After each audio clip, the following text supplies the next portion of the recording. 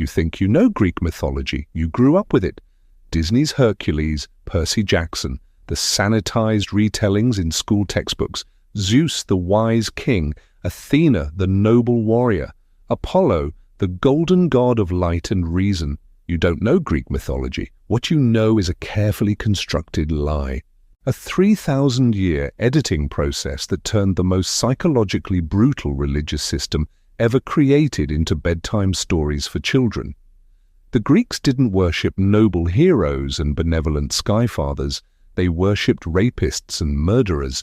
They built temples to jealousy, to rage, to the kind of cosmic indifference that would make you weep if you truly understood it. And here's what nobody tells you. This wasn't primitive superstition from people who didn't know better. This was sophisticated psychological architecture. The Greeks knew exactly what they were doing when they made their gods monsters. They were building a mirror, not a flattering one, a mirror that showed what power actually looks like when nothing constrains it. Before we go any further into what that means, I want to ask something of you. If you're finding this fascinating, if you want to see where this goes, take a moment right now to like this video and subscribe to the channel. It genuinely helps me continue making content like this. And I'm curious, genuinely curious, where in the world are you watching from right now? Drop a comment and let me know. I love seeing how far these ideas travel.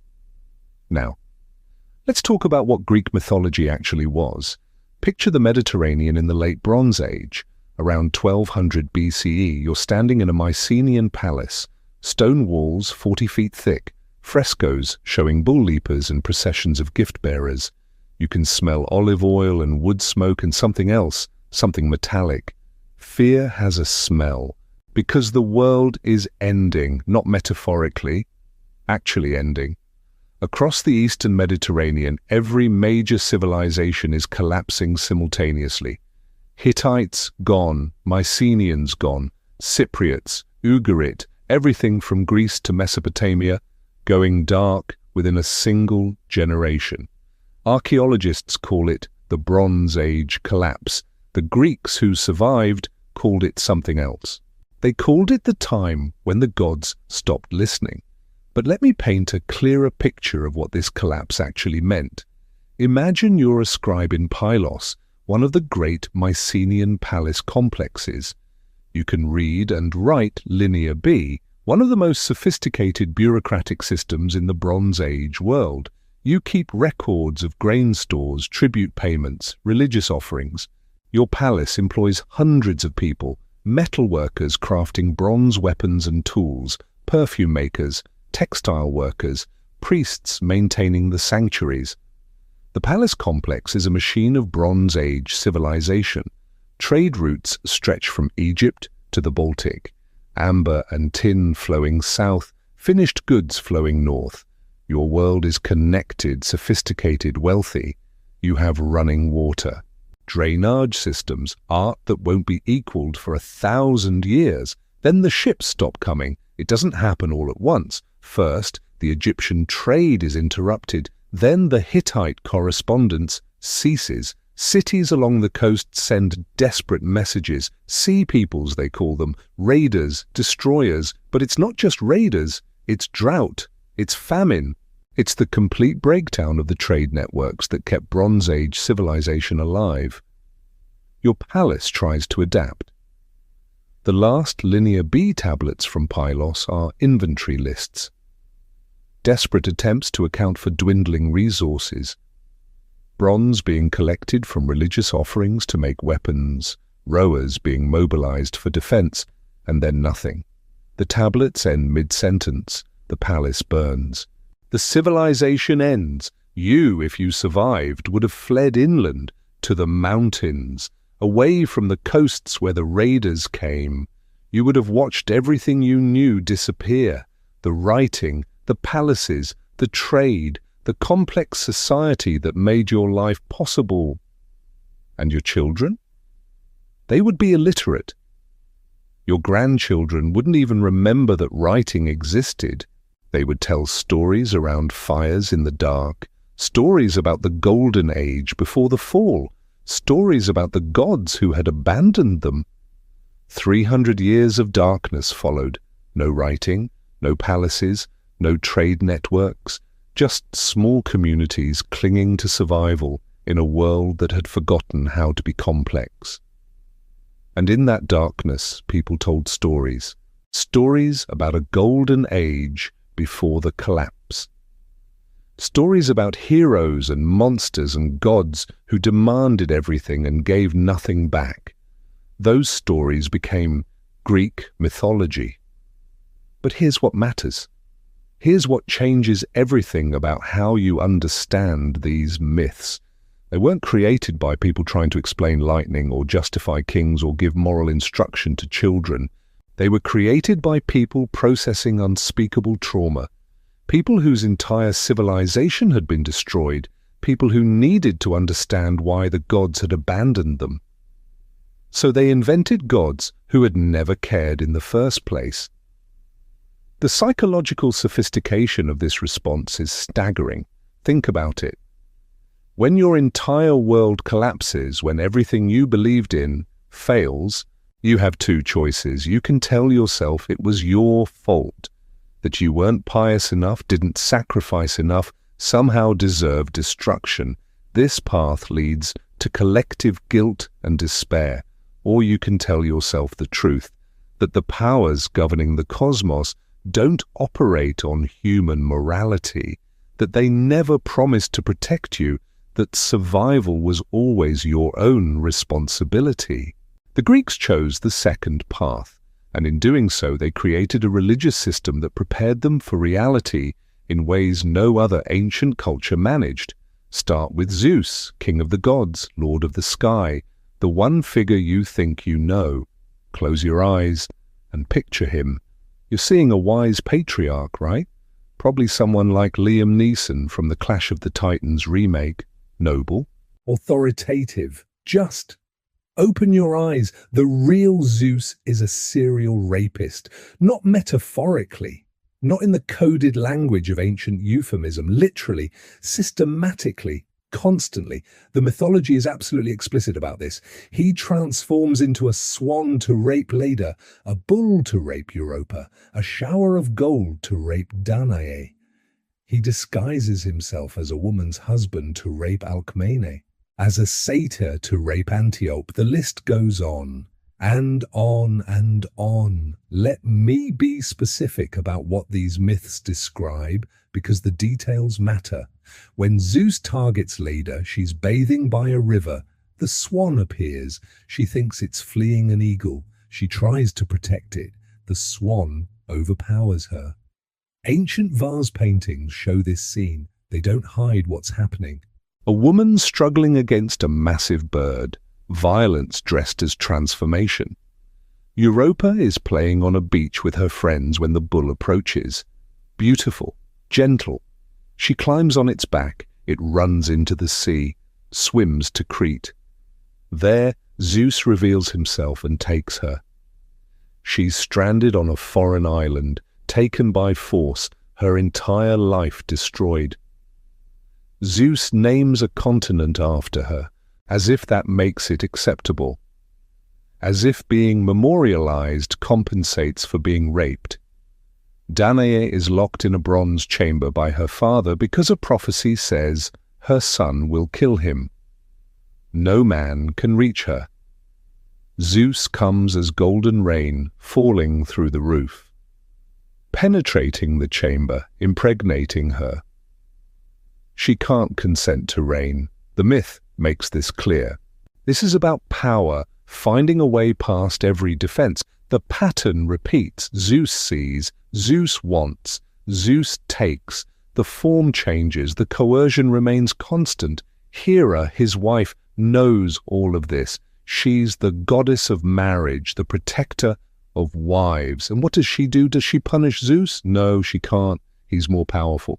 So she punishes the victims. She sends the Furies after Io, who Zeus raped. She drives Semele to demand Zeus reveal his true form, knowing it will incinerate her. She torments Heracles his entire life for the crime of being Zeus's illegitimate son. This is the king and queen of heaven, But let's talk about Hera for a moment, because she's not just a jealous wife, she's a goddess trapped in the same system she's supposed to represent: marriage, partnership, fidelity. And her husband mocks everything she embodies, systematically, publicly, constantly. In the most ancient versions of the myths, Hera was powerful in her own right, pre-Greek, a goddess worshipped before the Indo-European invaders brought Zeus. Some scholars argue the marriage of Zeus and Hera represents the conquest and subordination of older goddess worship by newer patriarchal religion. That the jealous wife narrative is a theological justification written by the victors. Whether that's true or not, what remains is this: Hera has power, real power. She's queen of the gods, but she can't use that power against her husband. When she tries, he crushes her. Homer describes Zeus threatening to hang her from the sky with anvils tied to her feet if she defies him. Describes him actually doing this once, leaving her suspended between heaven and earth, suffering while the other gods watched and did nothing because they were too afraid to intervene. So Hera takes her rage and redirects it. At the women, Zeus violates. At the children born from those violations, at anyone weaker than her husband who represents her humiliation. This isn't just a story about a jealous goddess. It's a story about what happens to someone with power who is subordinated to someone with more power. How rage, when it can't flow upward toward its true target, flows downward toward easier victims. How oppression breeds oppression. How the abused become abusers when given the chance. The Greeks didn't hide from this. They put it in their most sacred texts. Homer describes Zeus threatening to hang Hera from the sky with anvils tied to her feet if she defies him. Hesiod recounts Zeus swallowing his first wife Metis whole while she was pregnant because a prophecy said her son would overthrow him. These aren't obscure details in minor sources. These are the foundation myths, the creation stories. Why? Why would the Greeks worship gods like this? Because they understood something we've forgotten. Power doesn't make you good. Power makes you powerful. And if you're going to live in a world where power is the only thing that matters, you better understand exactly how power behaves. No illusions, no comforting lies about the powerful being noble or wise or just the cold reality of what happens when nothing can tell you no. The Olympian succession myth makes this explicit. Zeus didn't become king of the gods through wisdom or virtue. He became king through violence. Let me walk you through it because the structure reveals everything. In the beginning was chaos. Not disorder, the word meant something more like vast emptiness, the void. From chaos came Gaia, the earth, and Ouranos, the sky. They mated. Gaia gave birth to the Titans, 12 of them, massive primordial forces, ocean, memory, law, the building blocks of reality itself. Ouranos hated his children. The moment they were born, he shoved them back into Gaia's womb, imprisoning them inside their own mother's body. Gaia, in agony, gave the youngest Titan a sickle made of adamant. His name was Kronos, time itself. And when Ouranos came to mate with Gaia again, Kronos castrated him, cut off his genitals and threw them into the sea. From the blood came the Furies, spirits of vengeance. From the severed genitals foaming in the ocean came Aphrodite, goddess of love and beauty born from a violent sexual mutilation. The Greeks did not do subtle metaphor. Kronos became king. He married his sister Rhea, and immediately a prophecy warned him that one of his children would overthrow him just as he had overthrown his father. So Kronos swallowed each of his children the moment they were born: Hestia, Demeter, Hera, Hades, Poseidon, down into his belly while they were still infants. Rhea, like her mother before her, couldn't bear it. When the sixth child was born, she wrapped a stone in swaddling clothes and gave that to Kronos instead. He swallowed it without looking. She hid the real baby in a cave on Crete. That baby was Zeus. Zeus grew up. He came back. He forced Kronos to vomit up his siblings, and then he led them in a 10-year war against the Titans. The Titanomachy, the universe-spanning conflict that established the cosmic order. Zeus and his siblings won. They chained the Titans in Tartarus, the deepest pit beneath the underworld, and divided up reality. Zeus took the sky, Poseidon the sea, Hades the underworld. The sisters, Hestia and Demeter and Hera, got nothing. Hera became Zeus's wife. But she didn't rule. She was ruled 3 generations, 3 times a son overthrows his father through violence. Ouranos castrated, Kronos dethroned. And Zeus learned. He learned that if you swallow the threat before it can grow, you stay in power. So when he got Metis pregnant and heard the same prophecy, that her son would overthrow him, he didn't hesitate. He swallowed Metis whole. But here's the thing about archetypes, they always return. 9 months later, Zeus gets a splitting headache. His skull cracks open, and out comes Athena, fully grown, fully armed, born from Zeus's head instead of from a mother's womb. Wisdom itself, but wisdom born from masculine authority, not feminine creation. That's the secret structure. The gods aren't aspirational figures, they're warnings. They show you what happens when power is the only law, when might makes right, when nothing external constrains divine will. You wanted to know why the Greeks could create democracy and philosophy and tragedy and still worship gods like this. This is why, because they understood that civilization is a thin crust over something older and darker, that the rule of law is an achievement, not a given, that justice doesn't flow from the nature of the universe. It flows from humans deciding to impose it on a cosmos that doesn't care. The gods represent that cosmos, beautiful and terrible and utterly indifferent to human suffering. Think about what this means for a moment. Every other major ancient religion tried to solve the problem of suffering. Egyptian religion promised an afterlife where the good were rewarded.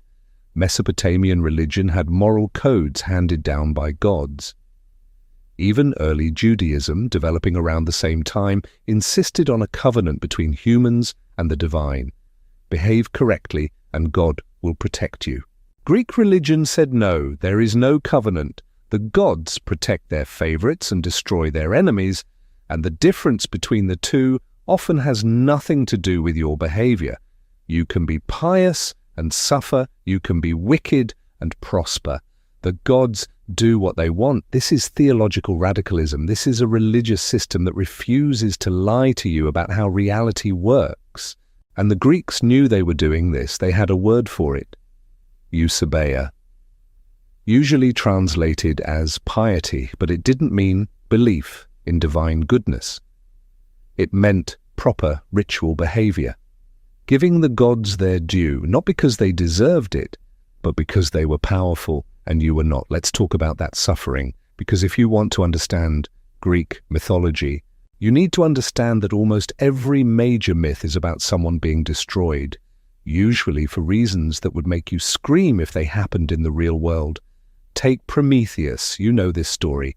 Prometheus the Titan who stole fire from the gods and gave it to humanity. Prometheus the hero, the benefactor of mankind. That's how we tell it now. Champion of human progress against divine tyranny. Here's what we don't mention. Zeus's punishment. He chained Prometheus to a rock in the Caucasus Mountains. Every day an eagle came and ate his liver. Every night the liver grew back. Every day the eagle returned. The Greeks specified which kind of eagle. They specified which side the eagle attacked from. They made you picture it, feel it. This wasn't a story about heroism. This was a story about what happens when you defy power, and it never ends. That's the crucial detail. Prometheus wasn't chained there for a year or a decade or even a century. He was chained there for eternity, until Heracles finally freed him thousands of years later. Thousands of years of daily agony for the crime of helping humans. But let's think about what's happening to Prometheus each day, because the myth is specific and the specificity is the horror. Dawn breaks over the Caucasus. Prometheus, chained to the rock, knows what's coming. He's known for thousands of years. The eagle appears, massive, divine, sent by Zeus specifically for this task. It lands on his chest, talons dig into immortal flesh, and it begins to eat. Prometheus is a titan. He can't die, can't pass out, can't escape into unconsciousness. He feels everything, the tearing, the ripping, the eagle's beak inside his body. Immortals in Greek mythology don't have blood, they have ichor, golden, divine. It flows but doesn't kill. The eagle eats the liver specifically. In Greek medicine, the liver was the seat of emotion, of passion, of the feeling self. Every day, Zeus destroys Prometheus's capacity to feel, and every night it regenerates, so he can feel it being destroyed again. Hours pass, the eagle feeds, Prometheus screams. The mountains echo with it. No one comes, no one can come. This is divine punishment, eternal, inevitable. Finally, gorged, the eagle leaves. Prometheus hangs in his chains, and his titan body, cursed with immortality, regenerates. The liver grows back. By dawn it's whole again, and the eagle returns. Thousands of years of this, thousands of years of knowing exactly what's coming and being unable to prevent it. Thousands of years of agony for giving humans the ability to cook food, to forge metal, to see in the darkness. That's the Prometheus story, not a triumphant tale of rebellion, a horror story about the price of defying power, or Marsyas, a satyr who became incredibly skilled at playing the aulos, a kind of double flute. He became so good that he challenged Apollo to a music contest. The Muses judged. They declared it a tie. Apollo demanded a rematch with special rules. He could do anything the satyr could do. Fine, said Marsyas. Apollo played his lyre upside down and sang while playing. Try that on the aulos, he told Marsyas. You can't sing while blowing into a wind instrument. Marsyas lost on a technicality. Apollo's prize? He flayed Marsyas alive. Skinned him while he was still conscious. The myth describes his screams. It describes his blood forming a river. It describes the other satyrs and woodland gods weeping so hard their tears created another river. And Apollo?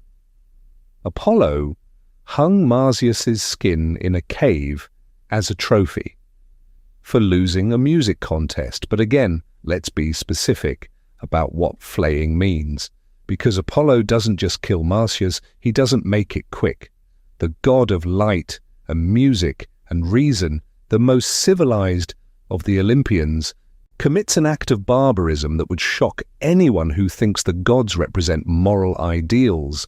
Apollo ties Marsyas to a tree, takes a knife, starts at the wrists, cuts a circle around each wrist, then begins to pull. Skin separates from muscle. Marsyas is conscious, screaming, begging. Apollo continues methodically, carefully, an artist's precision applied to torture. The skin comes off the arms, the chest. The gods watching don't intervene. This is Apollo's right. He won the contest. Marsyas challenged him. This is what happens. When it's done, Marsyas is a mass of exposed muscle and nerve, still alive because Apollo won't let him die yet, won't grant him that mercy. The satyrs and nymphs, Marsyas's friends, are forced to watch. Their tears literally create rivers. the Meander River, according to some versions, named after the winding path of grief. Finally, Apollo lets Marsyas die, takes the skin, nails it to a tree in a cave where it hangs for centuries. A warning, a trophy, proof of what happens when mortals forget their place.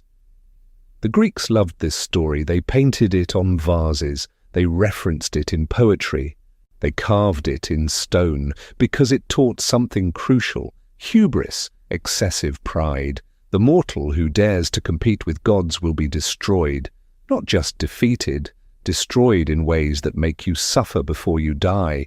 Or Niobe, a queen of Thebes, mother of 14 children, 7 sons, 7 daughters. She was proud of them. Of course she was proud of them. And one day she made the mistake of saying so out loud. She said she was more blessed than Leto, mother of Apollo and Artemis. After all, Leto only had 2 children. Apollo and Artemis heard this. They came to Thebes. They killed all 14 of Niobe's children, shot them with arrows. The myths specify that they did it slowly, one at a time, making Niobe watch, making her count as each child fell. Picture this scene, because the Greek vase painters did. They showed you exactly what it looked like. Niobe's children are playing, the boys practicing athletics in the gymnasium, the girls dancing, singing, living their lives. Then Apollo and Artemis arrive, bow and arrows, divine, unstoppable. The first arrow takes the oldest son, right through the heart. He falls, the other children scream, start to run, but where can you run from gods? The second arrow, the third. Apollo is methodical. He's the god of archery. Every shot perfect, every shot lethal. The boys die first, all 7. Niobe's husband Amphion, their father, tries to protect them, dies trying. Then the girls, huddled together, clinging to their mother, begging for mercy. Artemis shoots them one by one, the youngest last. She's clutching Niobe, trying to hide in her mother's robes. Artemis's arrow finds her anyway. 14 children, dead in minutes. Their crime? Having a mother who was proud of them? Niobe wept until she turned to stone, literally petrified by grief. The Greeks said you could still see her on Mount Sipylus in Anatolia, a rock formation that looked like a weeping woman. They pointed to it. See? That's what happens when you compare yourself to the gods. These aren't aberrations. These are the core myths, the ones every Greek child knew, the ones performed at festivals, the ones carved into temple pediments. The message is consistent and it's terrifying. The gods are not your friends. They are not your parents in any meaningful sense. They are vast and powerful and utterly unconcerned with fairness or mercy or anything you would recognize as justice. And you know what the really disturbing part is? The myths also show the gods being petty. Not just cruel in vast cosmic ways, but cruel in small human ways. Jealous, vindictive, spiteful. Athena turns Medusa into a monster because Poseidon raped Medusa in Athena's temple. Not Poseidon's fault, apparently. Medusa's fault for being raped in the wrong location. So Athena transforms her into a creature so hideous that anyone who looks at her turns to stone. Then, generations later, Athena helps Perseus kill her. Think about Medusa's story for a moment, because it encapsulates everything wrong with the divine justice system. Medusa was beautiful, a priestess in Athena's temple, devoted, pious. She did everything right. Then Poseidon saw her, wanted her, and because Poseidon is a god and does what he wants, he raped her. Right there in Athena's temple, on sacred ground. Athena's response. She doesn't punish Poseidon, he's her uncle, one of the major Olympians, too powerful to confront. So she punishes Medusa, transforms her into something monstrous, snakes for hair, a gaze that turns living beings to stone, banishes her to a cave at the edge of the world with her 2 Gorgon sisters. Medusa didn't ask to be beautiful, didn't ask for Poseidon's attention, didn't ask to be raped, did everything right, and was punished for it, transformed into a monster, and then eventually hunted down and killed by a hero with the gods' help. Athena literally helps Perseus kill Medusa, gives him the mirrored shield that lets him approach her without being turned to stone, guides his hand as he cuts off her head. And then Athena takes Medusa's severed head and puts it on her shield. The Aegis wears her victim's face as a trophy. This is the goddess of wisdom, the patron of Athens, the deity most associated with civilization, justice, and rational thought. Aphrodite decides that Psyche is too beautiful and sends her son Eros to make Psyche fall in love with the ugliest thing alive. Eros accidentally falls in love with Psyche himself, and Aphrodite spends the rest of the myth torturing her future daughter-in-law out of pure jealousy. The tasks Aphrodite sets for Psyche are designed to be impossible. Sort a massive pile of mixed grains by type before dawn, gather golden fleece from man-eating sheep, collect water from a spring guarded by dragons, descend into the underworld, and bring back a box of Persephone's beauty. Each task is meant to kill her. Aphrodite admits this. She wants Psyche dead for the crime of being beautiful enough to make men forget to worship the goddess of beauty. That's it. That's the crime. Psyche survives only because other beings take pity on her. Ants sort the grain. A river god helps with the fleece. An eagle fetches the water. A tower gives her instructions for the underworld. The cosmos itself conspires to save this girl from a goddess's jealous rage. And even when Psyche completes all the tasks, even when she's proven herself, Aphrodite still won't relent. Only Zeus's direct intervention finally ends it. He makes Psyche immortal, makes her marriage to Eros official, forces Aphrodite to accept it. The message is clear. Divine rage, once triggered, doesn't care about fairness or proportionality. It seeks destruction, and if you survive, it's not because the god relented, it's because other powers intervened. Artemis demands that Agamemnon sacrifice his daughter, Iphigenia, because he boasted about killing a deer in Artemis's sacred grove. A deer, he killed one deer, so she becalmed the Greek fleet heading to Troy. Thousands of men stuck in port, until Agamemnon killed his child. The gods are narcissists, clinical narcissists. They demand constant worship and praise. They react with annihilating rage to the slightest perceived disrespect. They accept no responsibility for their actions and punish anyone who suggests they should. They lie and cheat and manipulate and then destroy you if you call them on it. And the Greeks knew this. That's the extraordinary thing. They didn't worship the gods because they thought the gods were good. They worshipped the gods because the gods were powerful, and if you didn't worship them, they would destroy you. Every city had a patron deity. Athens belonged to Athena, Corinth to Aphrodite, Argos to Hera, Thebes to Dionysus. You honored your city's god not out of love but out of survival, because if you didn't, if your city fell out of favor, the god might abandon you, leave you to be conquered, destroyed, enslaved. The Trojan War started because of this logic. Paris, a prince of Troy, was asked to judge which goddess was most beautiful, Hera, Athena, or Aphrodite. They each offered him bribes. Hera offered him power over all of Asia. Athena offered him wisdom and victory in war. Aphrodite offered him the most beautiful woman in the world. He chose Aphrodite. She gave him Helen, who was already married to Menelaus, king of Sparta.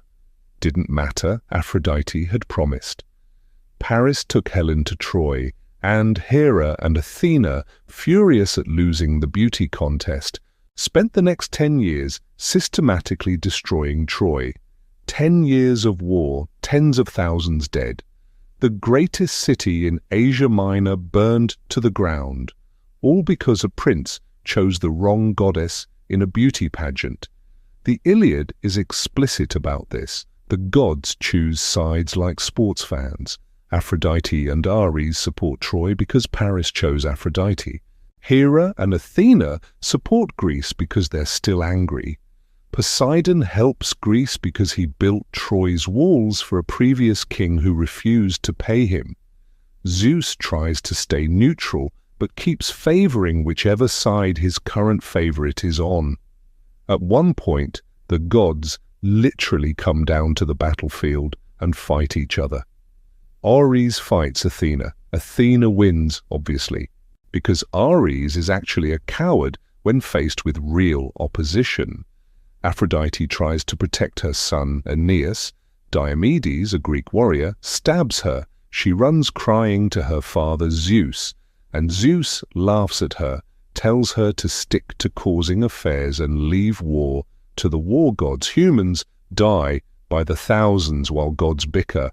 That's the Iliad. That's Homer's great epic. Not a story about honor or glory or heroism. A story about how human lives mean nothing when powers beyond your control decide to fight. Let me give you a specific scene from the Iliad because it captures this perfectly. Book 21. The river Scamander, fed up with being clogged with corpses from Achilles' rampage, rises up to drown him. A river god trying to kill the greatest Greek warrior. Hephaestus, the god of fire, intervenes. He sets the entire river on fire. Picture this, a river on fire. Because gods are fighting, Achilles, caught in the middle, nearly drowns and nearly burns alive. He survives because Hera commands Hephaestus to stop.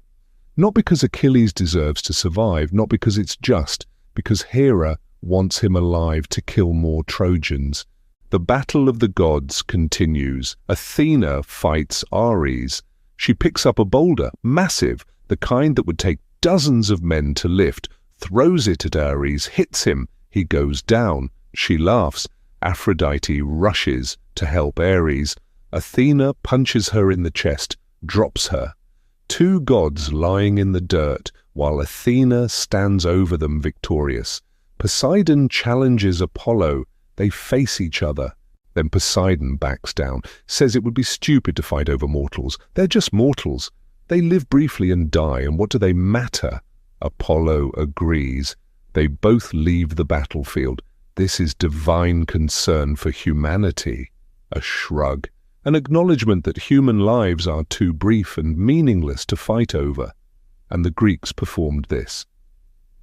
Every 4 years at the Panathenaic festival, they recited the entire Iliad, tens of thousands of lines, days of continuous performance. This was their sacred text. This was what they taught their children about the nature of reality. You might be thinking, surely they didn't actually believe this. Surely this was metaphor, allegory, symbolic representation of natural forces or psychological states. Surely they knew Zeus didn't literally turn into a swan and rape Leda. Some of them did know that. The philosophers, Xenophanes wrote in the 6th century BCE that humans create gods in their own image, that if horses could draw, they'd draw gods that look like horses. He was mocking the whole system.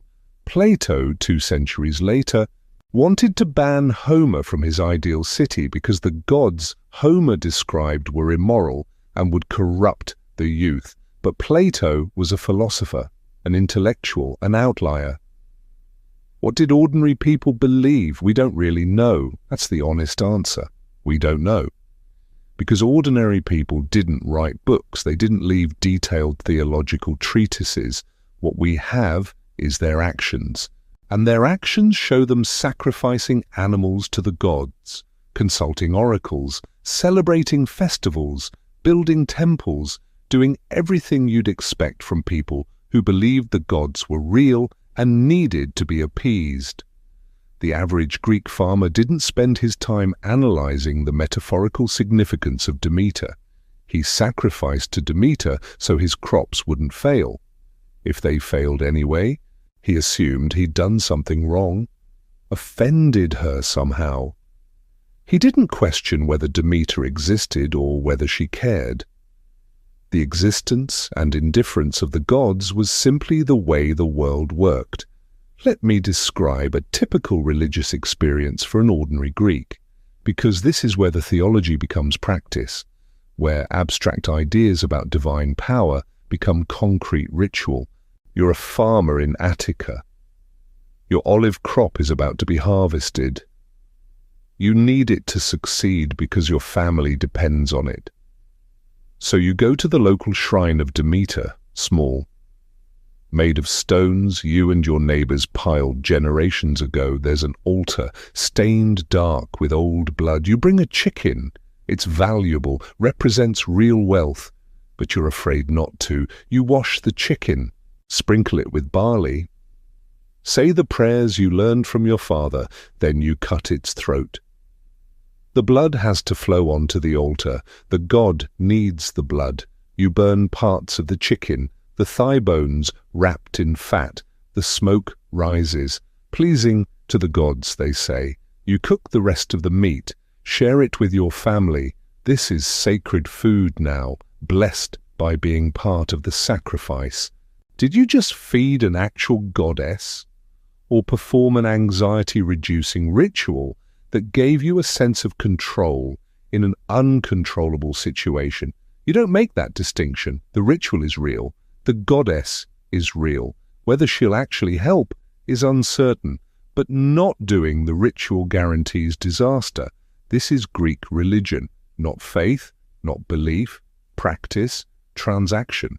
Relationship management with powers that might or might not care, but definitely can hurt you. But sometimes practice wasn't enough. Sometimes you needed answers, guidance, direct communication with the divine. That's where the oracles came in.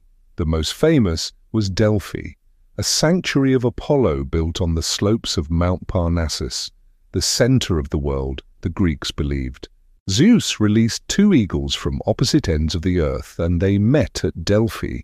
The omphalos, the navel stone, marked the spot. The oracle at Delphi operated for over 1,000 years, from the 8th century BCE until the 4th century CE, when Christian emperors shut it down.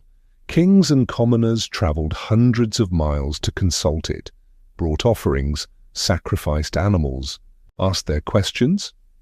The Pythia answered. A priestess of Apollo, she sat on a tripod over a chasm in the earth, breathed vapours rising from below.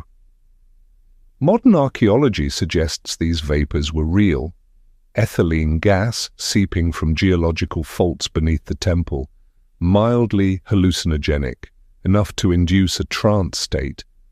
The Pythia in her trance spoke, cryptic utterances, fragmentary phrases. The priests of Apollo interpreted, shaped her words into coherent prophecies, usually ambiguous, always open to multiple interpretations. Croesus, king of Lydia, consulted the oracle before going to war with Persia.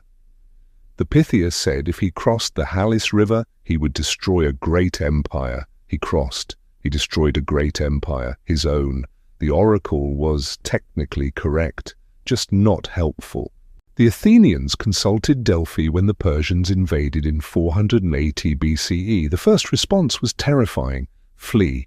Everything will be destroyed. Fire and sword will consume Athens. The Athenian envoys begged for a second consultation. The Pythia spoke again. Trust in wooden walls. Zeus grants Athena this. The wooden walls will save you. Wooden walls. What did that mean? The old wooden fortifications on the Acropolis? Or the wooden ships of the Athenian navy? Themistocles argued for ships, convinced the Athenians to evacuate the city, take to their fleet, and fight the Persians at sea. The Battle of Salamis. The Athenian navy destroyed the Persian fleet. The wooden walls were ships. The oracle was right. Greece was saved. Or the Athenians interpreted the prophecy in a way that made sense to them and happened to work. We'll never know. That's the genius of oracular religion. The prophecy is ambiguous enough that it can be interpreted multiple ways. When events unfold, you can always find a reading that makes the oracle correct, divine knowledge confirmed, faith maintained. But the Greeks weren't naive about this. They knew oracles could be manipulated, knew priests could be bribed, knew prophecies were often political tools, and they consulted them anyway because even a potentially corrupt or ambiguous divine message was better than none. The oracle at Dodona worked differently. The oldest oracle in Greece, sacred to Zeus. No priestess in a trance. Instead, priests interpreted the rustling of oak leaves in the sacred grove, the sound of bronze cauldrons hanging from the trees, struck by the wind, the flight patterns of birds. You wrote your question on a lead tablet, left it at the sanctuary. The priests would respond based on the signs they observed. We have hundreds of these lead tablets, questions scratched in ancient Greek. Should I marry her? Will my business succeed? Which god have I offended? Is the child mine? Ordinary people with ordinary concerns, seeking divine guidance for everyday decisions. The gods didn't just matter for kings and wars. They mattered for marriage and business and paternity and the thousand small anxieties of human life. And the answers, usually vague, usually conditional. Sacrifice to this god. Perform this ritual. The future will be favorable if you do these things. Non-falsifiable, unfalsifiable, perfect religious technology for maintaining belief in divine communication while never being definitively wrong. But there were cracks in this system, spaces where Greeks looked for something different, something the Olympians couldn't provide. The mystery cults. Most Greek religion was public, open. Sacrifices happened at altars everyone could see. Festivals involved the whole community. If you wanted to honor Zeus, you did it in broad daylight with witnesses. But some cults operated in secret, required initiation, swore members to silence on pain of death. The most important was the Eleusinian Mysteries. Eleusis was a small city about 14 miles from Athens. Every year in September, thousands of people walked from Athens to Eleusis in a great procession. They fasted. They drank a special potion called kykeon that probably contained ergot, a grain fungus with psychoactive properties. They entered the Telesterion, a massive hall that could hold thousands. And there, in the darkness, something happened. We don't know what. The initiates never told. For over 1,000 years, from around 1500 BCE until the temple was destroyed by Christian Roman emperors in 392 CE, the Eleusinian Mysteries operated. Countless thousands of people experienced whatever happened in that hall, and not one of them left a complete description that survives. Cicero, the Roman orator, was initiated. He said the mysteries taught him how to live and die with hope. The Emperor Marcus Aurelius was initiated. He said they revealed the true nature of life. Countless fragmentary references describe the experience as transformative, life-changing, the greatest thing they ever experienced. But what actually happened? We have fragments, hints. The mysteries reenacted the myth of Demeter and Persephone. Demeter's daughter Persephone was abducted by Hades, dragged down to the underworld to be his queen. Demeter, goddess of the harvest, wandered the earth in grief. Nothing grew. Humanity began to starve. Zeus finally intervened, commanded Hades to return Persephone. But Hades had tricked her into eating pomegranate seeds, food of the dead. Anyone who eats in the underworld must return there. So they compromised. Persephone would spend 4 months each year in the underworld with Hades, 8 months above ground with her mother. When Persephone is below, Demeter grieves. Nothing grows. Winter.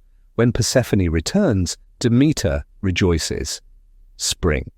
The myth explained the seasons, but it meant something more to the initiates.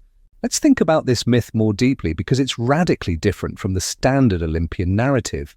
Demeter and Persephone is a story about love, maternal love, the only myth in the entire Greek pantheon where love drives the plot more than power or lust or revenge. Demeter doesn't grieve because she lost a possession. She grieves because she lost her daughter, her child, and her grief has consequences. The goddess of the harvest stops the harvest. Nothing grows. Humanity starves. For the first and only time in Greek mythology, a god cares enough about something to leverage their power, not for personal gain, but for the return of someone they love. Zeus has to negotiate. He who swallows wives and rapes mortals and does whatever he wants. He has to ask Demeter to please make things grow again, and she refuses. Not until she gets Persephone back. This is extraordinary. A goddess saying no to Zeus and making it stick. The Eleusinian mysteries celebrated this, but they also celebrated something else. Persephone's journey. The descent into darkness, the return to light, death and rebirth, the transformation of the grain, buried in earth, seemingly dead, then sprouting, growing, becoming new life. The academic consensus based on fragmentary evidence is that the mysteries promised some kind of blessed afterlife. In normal Greek religion, everyone went to Hades when they died, a grey, joyless existence as a shade, no heaven, no hell, just endless twilight consciousness in the underworld. The mysteries apparently offered something different, some special fate for initiates. We think. We don't know. What we do know is this was different from Olympian religion. Olympian religion was about power and survival. The mysteries were about meaning, about hope, about the possibility that death wasn't the end of everything. The Greeks needed this. Because Olympian religion didn't offer comfort, it offered reality. Cold, hard, sometimes brutal reality about the nature of power and the indifference of the universe. But humans need more than reality. They need hope. Orphism offered a different kind of hope. Orphism was another mystery tradition based around the mythical musician Orpheus. The Orphics taught reincarnation. They believed the soul was divine but trapped in the body. Through purification and proper living, you could eventually break the cycle of rebirth and return to the divine. This was radically different from mainstream Greek religion. The Olympian gods didn't care about your soul.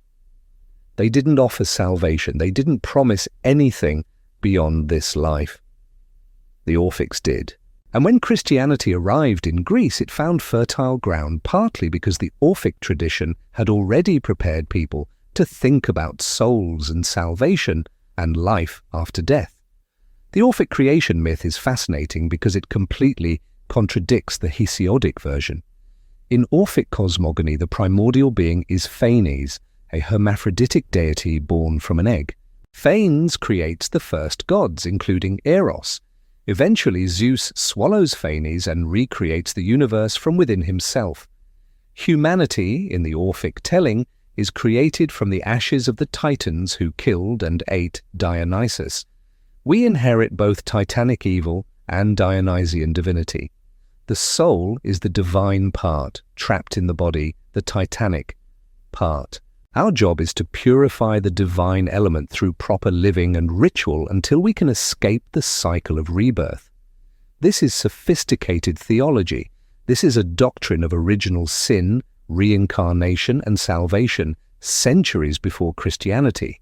And it existed alongside the Olympian system, offering an alternative to those who needed more than the gods provided. The Orphics had specific practices, dietary restrictions, no meat, because meat bound you to the material world, purification rituals, prayers and hymns, sacred texts written on gold leaves, buried with initiates, containing instructions for navigating the afterlife. These gold leaves have been found in graves across the Greek world, thin sheets of gold inscribed with directions. When you die, you'll come to a crossroads. Two springs, one is memory, one is forgetfulness. Most souls drink from forgetfulness and are reborn, forgetting their divine nature. You, initiate, must drink from memory. Remember who you are, a child of earth and starry heaven, divine, trapped temporarily in flesh. Say this to the guardians of memory's spring. I am parched with thirst, and I perish. Give me quickly the cold water flowing from the lake of memory, but they will give you to drink from the divine spring. Then you will join the other heroes and gods. You will escape the cycle. You will return to your true divine nature. This is the Orphic promise. Not eternal paradise, not punishment and reward, but escape from the wheel of rebirth. Liberation from the prison of matter. Return to the divine source, and thousands of Greeks chose this, became Orphic initiates, lived according to the dietary laws, studied the sacred texts, prepared for death not as an end, but as a return. The tension between Orphism and Olympian religion must have been enormous. The official state religion said sacrifice meat to the gods, eat the meat, honor the powers that control this world. Orphism said don't eat meat, don't honor the Olympians as ultimate powers, prepare to escape this world entirely. Yet somehow, both coexisted. Greeks would sacrifice to Athena at civic festivals and study Orphic texts at home, would honor Zeus as king of the gods and believe their souls were divine sparks trapped in titanic flesh. This is the religious pluralism of ancient Greece that we sometimes forget. There was no orthodoxy, no single correct way to relate to the divine. Public religion and private religion could contradict each other. You could honor the Olympians and seek salvation through the mysteries. You could be a good citizen performing civic rituals and a private Orphic believer. But before we get to the strangest god, we need to talk about some others. Because the Olympians weren't just Zeus and Hera and their dysfunctional family drama, there were 12 major gods, each with their own domains, their own cults, their own ways of interacting with humanity. Poseidon, god of the sea, Zeus's brother, equal in power if not in authority. The Greeks were seafaring people. The Mediterranean was their highway. Poseidon controlled whether you lived or died every time you boarded a ship. He was violent, temperamental, associated with earthquakes as well as the sea, the earth shaker. When Poseidon was angry, the ground trembled and the waves destroyed cities. The Greeks who lived on coastlines and islands knew this intimately. Poseidon wanted Athens once, competed with Athena for patronage of the city. The contest, each god would give the city a gift. Whichever gift was better would determine who became patron. Poseidon struck the Acropolis with his trident. A spring burst forth, salt water, useless for drinking but a demonstration of his power. Athena planted an olive tree. Source of food, oil, wood. The Athenians chose Athena. Poseidon never forgave them. In Homer, Poseidon sides against Troy partly because a Trojan king once refused to pay him for building the city walls. Gods don't forget debts, don't forgive insults, don't let go of grudges. This is a consistent theme. Aphrodite, goddess of love and beauty, born from Ouranos' severed genitals, remember, violence at her origin. She represented erotic love, desire, the force that makes you lose control, makes you abandon reason, makes you destroy your life for passion. Paris chose her in the beauty contest. She gave him Helen. 10 years of war resulted. That's Aphrodite, beautiful and catastrophic. She was married to Hephaestus, the smith god, ugly, lame, brilliant craftsman but physically imperfect. She openly had affairs with Ares, god of war.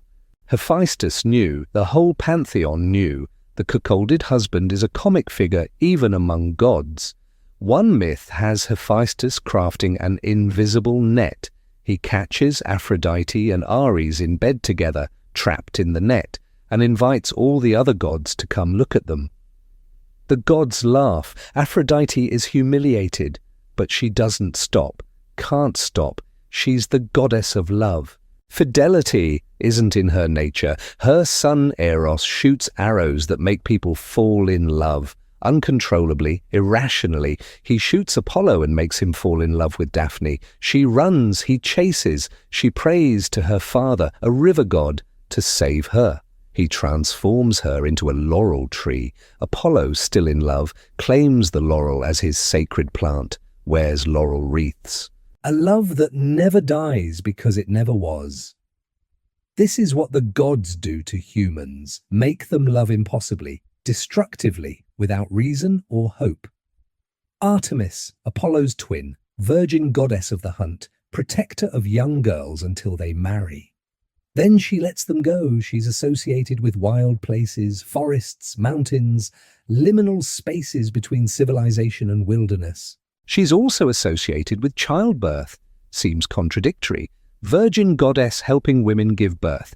But the Greeks didn't see contradiction. Artemis represented the transition, the boundary, girls becoming women, wilderness becoming civilization, the moment between life and death that every birth represents. She's merciless to anyone who violates her boundaries. Actaeon, a hunter, accidentally sees her bathing naked. She turns him into a stag. His own hunting dogs tear him apart. He didn't mean to see her. Didn't intend offense. Didn't matter. The boundary was violated. The punishment was death. Demeter we've discussed, goddess of the harvest. Persephone's mother, the only god who successfully defied Zeus by withholding the harvest until he returned her daughter. But Demeter had another side. Mystery cults, yes, but also just ordinary agriculture. Every harvest was her gift, every grain of wheat, every fruit. She could give abundance or withhold it. Famine was Demeter's anger made manifest. The Thesmophoria was her festival. Women only. They celebrated the fertility of the earth, performed secret rituals we don't fully understand, sacrificed pigs by throwing them into underground chambers, left them to rot, later retrieved the remains and mixed them with seeds for planting, death feeding life, decay creating growth, the agricultural cycle made sacred, made divine. This is Demeter's domain, Hephaestus, the smith, the craftsman, the only Olympian who works. The others feast and fight and make love. Hephaestus creates. Forges Zeus's thunderbolts, makes Achilles' armor, creates automatons, mechanical servants that move and think on their own. He's ugly, born deformed or made so when Hera threw him from Olympus because she was ashamed of him, or when Zeus threw him for defending Hera. The sources contradict. What remains constant is that he's lame, physically imperfect, in a pantheon of perfect, beautiful gods. And he's brilliant. Compensates for physical weakness with unmatched skill. This makes him valuable. The gods need him, but they don't respect him. Mock him for his lameness, for his wife's infidelities, for working like a mortal craftsman instead of lounging like a proper god. Ares, god of war, hated by Zeus himself according to Homer. Of all the gods who live on Olympus, you are the most hateful to me. Why? Because Ares represents violence for its own sake, battle rage, slaughter, the parts of war that aren't about strategy or honor or glory. Athena is also a war goddess, but she represents strategic warfare, tactical thinking, defensive fighting, protecting your city.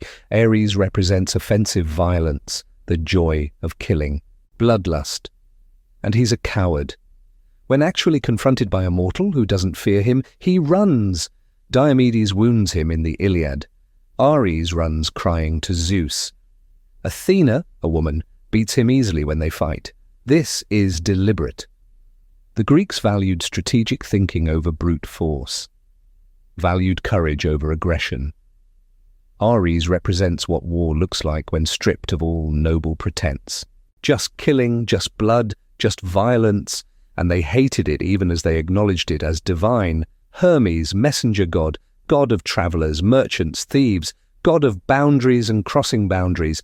He guides souls to the underworld, helps heroes on quests, steals Apollo's cattle the day he's born, and then lies about it so charmingly that Apollo laughs and forgives him. He's the trickster, the clever one. The god who understands that rules are negotiable, that boundaries exist to be crossed, that communication and trade and theft are all forms of exchange, all movement of goods and information across space. Merchants prayed to Hermes, so did thieves. Same god, because what's the difference between trade and theft except legality?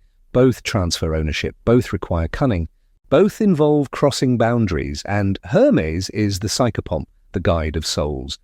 When you die, Hermes leads you to Charon's ferry, across the river Styx, into Hades. He's the boundary between life and death, the last god you meet before entering the realm of the dead. These are the Olympians, 12 gods with overlapping domains and conflicting personalities and complicated relationships. Not a coherent system, not a designed pantheon, a collection of regional deities and Bronze Age gods and personified forces that somehow got blended into a single, extended, dysfunctional family. And they hated each other almost as much as they hated humans who offended them. But we're getting ahead of ourselves. Let's go back. Back to the strangest one yet, the one who doesn't fit the pattern. The one who was both Greek and foreign, civilized and savage, liberator and destroyer. Dionysus, god of wine, god of theatre, god of ecstasy and madness and the loss of rational control, god of the mask, which means god of transformation, god of the boundary between self and other. For a long time, scholars thought Dionysus was a late arrival to Greece, a foreign god imported from Thrace or Phrygia, who gradually forced his way into the Olympian pantheon. The myths seem to support this. Stories about Dionysus traveling around the Mediterranean, being rejected by cities, punishing those who refused to worship him. Then archaeologists deciphered Linear B, the Bronze Age script used by the Mycenaeans 1,000 years before the classical period, and there, on tablets from 1200 BCE, was Dionysus, Diwo Nuso, already receiving offerings, already established. So Dionysus wasn't a foreign import, he was there from the beginning, but he represented something the Greeks both needed and feared, the dissolution of boundaries. In normal Greek society, you were defined by categories, man or woman, citizen or slave, Greek or barbarian, civilized or savage. These categories were rigid, they determined your entire life. Breaking them was dangerous, transgressive. Dionysian religion broke all of them. During Dionysian festivals, women left their homes, left their husbands and children, went up into the mountains. There they became maenads, the raving ones. They dressed in fawn skins, carried thersoi, fennel staffs topped with pine cones, drank wine, danced, and tore apart animals with their bare hands. Sparagmos, the ritual dismemberment. This actually happened. This wasn't myth. Vase paintings show it. Historical sources describe it. During the Dionysian festivals, respectable Athenian wives became maenads, became wild, became something other than the domesticated creatures Greek society demanded they be. Let me be clear about what this meant for Greek women. In Athens, women were sequestered. They spent most of their lives in the women's quarters of houses. They couldn't vote, couldn't own property, couldn't speak in the assembly. Their lives were controlled by fathers, then husbands, then sons, for most of the year. But during the Dionysia, all of that stopped. Women left, just left, went into the mountains for days, and the men couldn't stop them, didn't dare stop them, because this was sacred, divine mandate. Dionysus commanded it, and refusing Dionysus was suicide. Imagine being an Athenian woman, spending your entire life constrained, told where to go, what to do, who to speak to. Your body not your own, your life not your own. And then the festival comes, you leave the city, climb into the mountains, strip off your constraining clothes and put on fawn skin. Pick up your thyrsus, drink wine, sacred wine, blessed by the god. The wine hits, The dancing starts, drums, pipes, voices rising in the night. And something happens, the boundaries blur. You're not yourself anymore. You're not the wife, the daughter, the property. You're the maenad. Wild, free, possessed by the god, the ritual hunts begin. Animals in the wild. The maenads chase them, catch them, and tear them apart with their hands, with their teeth. Eat the raw flesh, sparagmos, homophagia.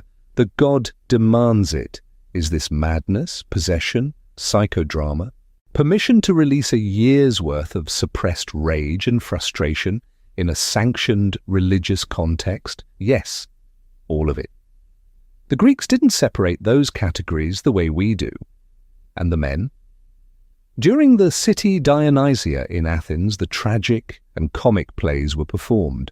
For days, the entire city watched stories about the gods, about heroes, about themselves.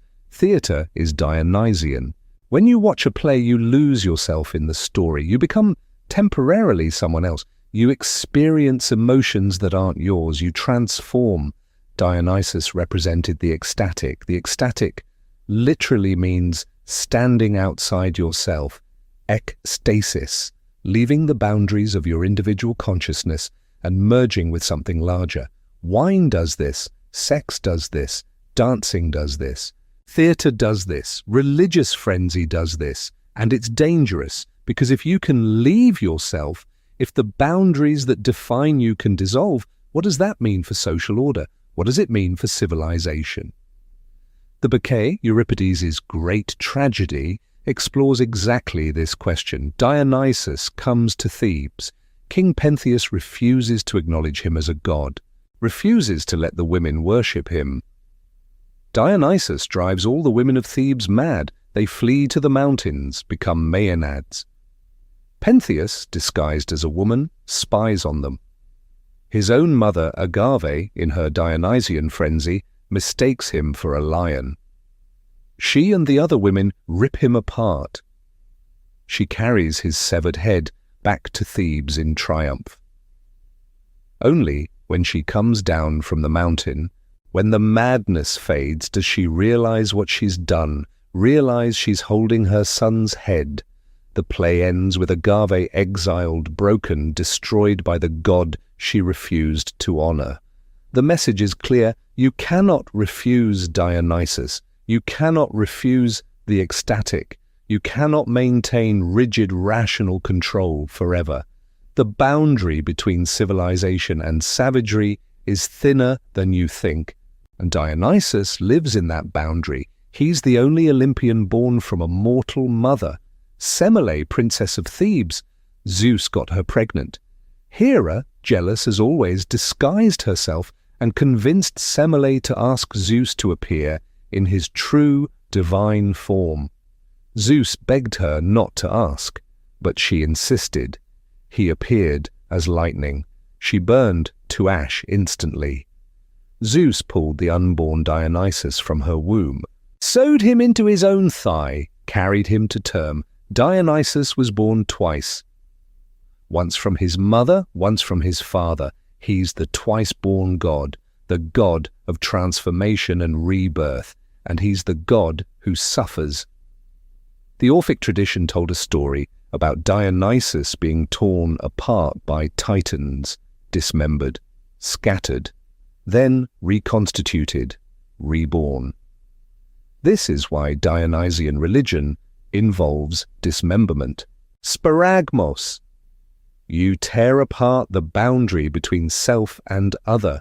You die to your old self. You're reborn into ecstatic unity. This is about as far from the Olympian model as you can get. Zeus doesn't suffer. Poseidon doesn't suffer. Apollo might grieve the death of his lovers, but he doesn't break. Dionysus breaks, shatters, and returns. He's the god who shows you that losing control isn't always destruction. Sometimes it's liberation. Sometimes you need to break before you can become whole. The Greeks needed this because the rest of their religion was about maintaining control, about knowing your place, about accepting that you were small and the gods were vast, and there was nothing you could do about it except survive. Dionysus said you could do something about it. You could leave yourself, become other, touch the divine through ecstasy rather than through sacrifice and prayer. But this brings us to the core paradox, the thing that makes Greek mythology so psychologically sophisticated and so deeply disturbing. The gods are both real and not real, both literal and symbolic, both external powers and internal forces. When a Greek said Zeus sent a thunderbolt, did he mean an actual bearded man in the sky through an actual bolt of lightning? Or did he mean the natural phenomenon of lightning, which he called Zeus, because that's what lightning was called? The answer is yes, both.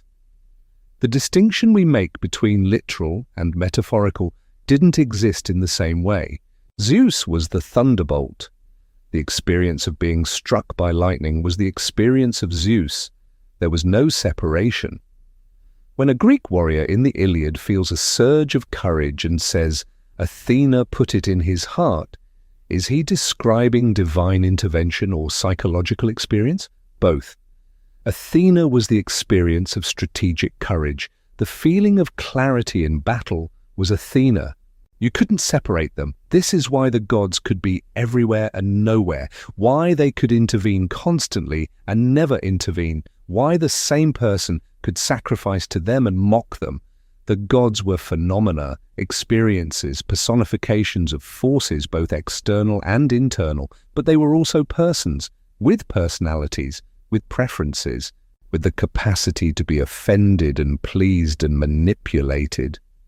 You could try to bargain with them. You did bargain with them. Every sacrifice was a transaction. I give you this animal, you give me that favor.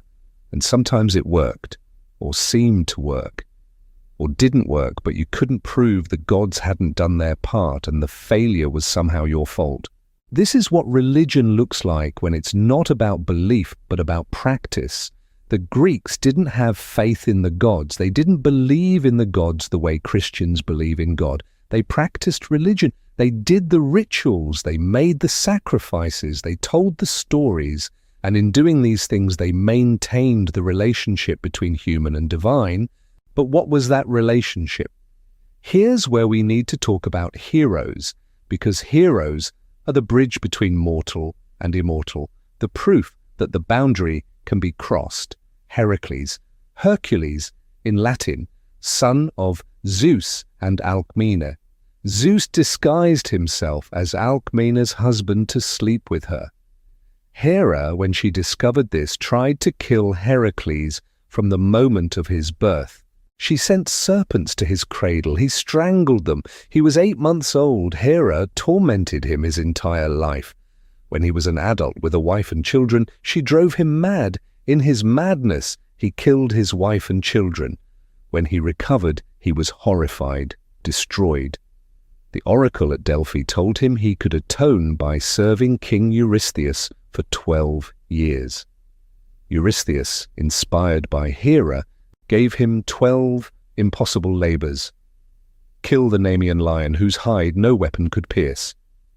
Kill the Lernaean hydra who grew 2 heads for every one you cut off. Capture the Cyrenian hind, sacred to Artemis. Capture the Erymanthian boar. Clean the Augean stables in a single day. Drive off the Stymphalian birds. Capture the Cretan bull. Steal the mares of Diomedes who ate human flesh. Obtain the girdle of Hippolyta, queen of the Amazons. Steal the cattle of Geryon. Steal the golden apples of the Hesperides from the garden at the edge of the world.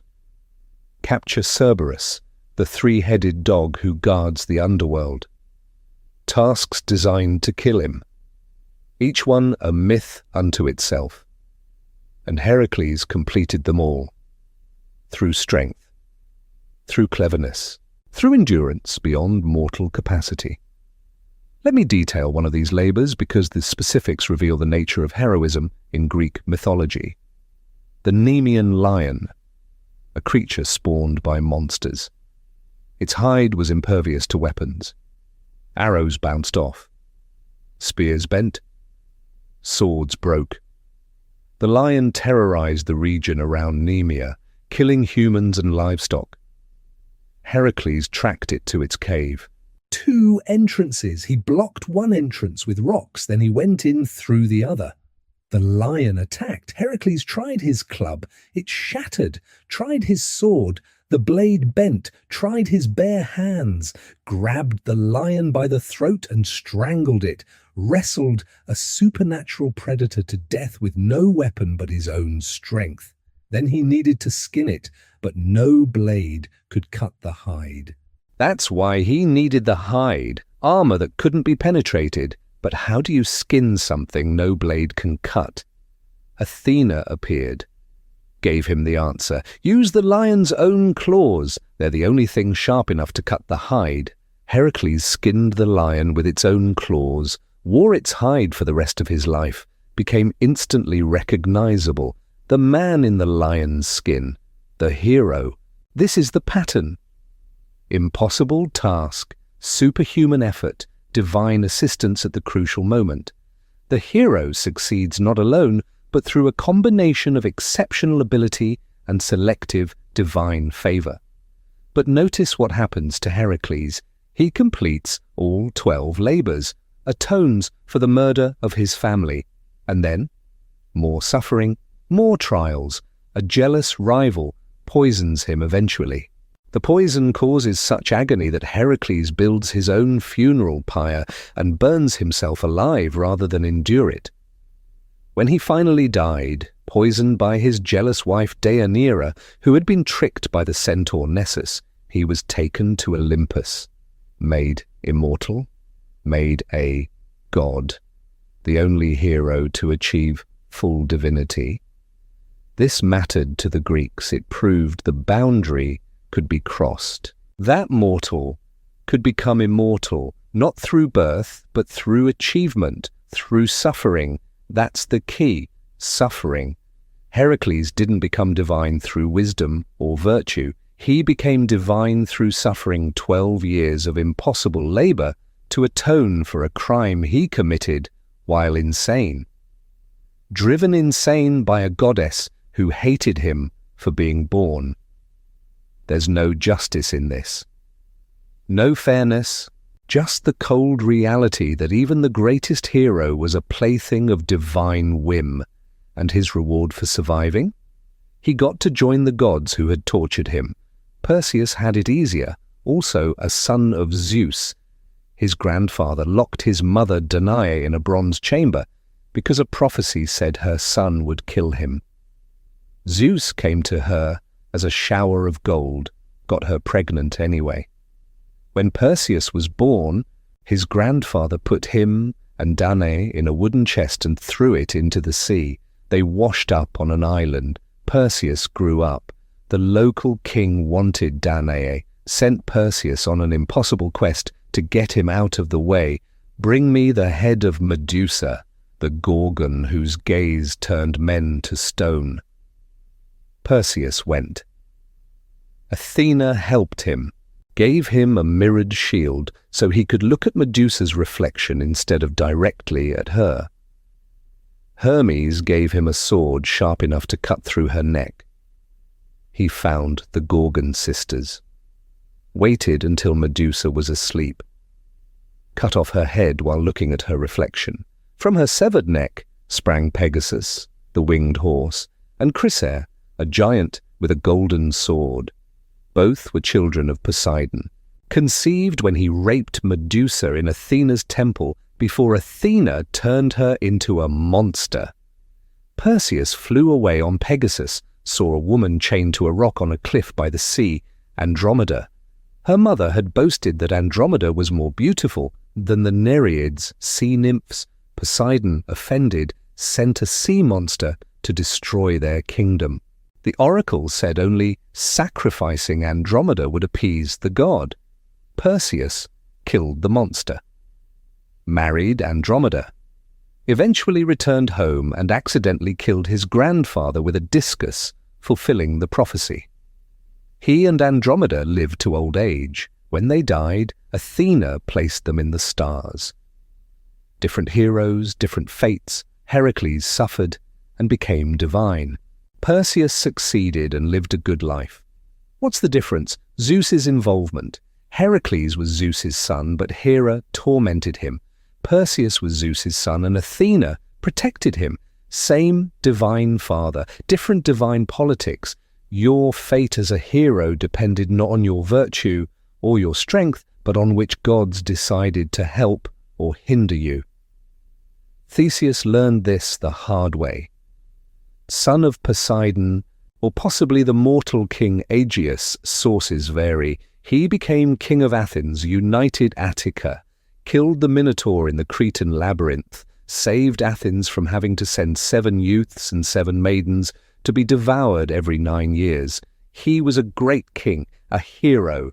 The Athenians loved him. He was their hero the way Heracles was Thebes' hero, or Perseus was Argos' hero. But Theseus got old, made mistakes, kidnapped Helen when she was a child, intending to marry her when she came of age, tried to help his friend Pirithous kidnap Persephone from the underworld. That went badly. Hades trapped them. Heracles eventually freed Theseus, but Pirithous stayed in Hades forever. Theseus returned to Athens to find the city had turned against him. They'd found a new king. Theseus went into exile, died when a local king pushed him off a cliff. The hero who saved Athens died alone and forgotten. The gods didn't protect him. They didn't care. He'd served his purpose. Now he was discarded. This is the hero pattern. Glory followed by suffering. Success followed by betrayal. The gods use you when you're useful. When you're not, they let you fall. Oedipus embodied this most completely. Son of King Laius of Thebes, a prophecy said he would kill his father and marry his mother. Laius, trying to prevent this, ordered baby Oedipus killed. The servant tasked with this couldn't do it, left Oedipus on a mountain with his ankles pierced. A shepherd found him, raised him, named him Oedipus, swollen foot. Oedipus grew up not knowing his true parents, heard the prophecy, fled the people he thought were his parents to avoid fulfilling it. On the road, he met a man in a chariot. They argued over who had right of way. Oedipus killed him. That man was Laius, his father. First part of the prophecy fulfilled through trying to avoid it. Oedipus came to Thebes, found the city plagued by the Sphinx, a monster with a woman's head, lion's body, and eagle's wings.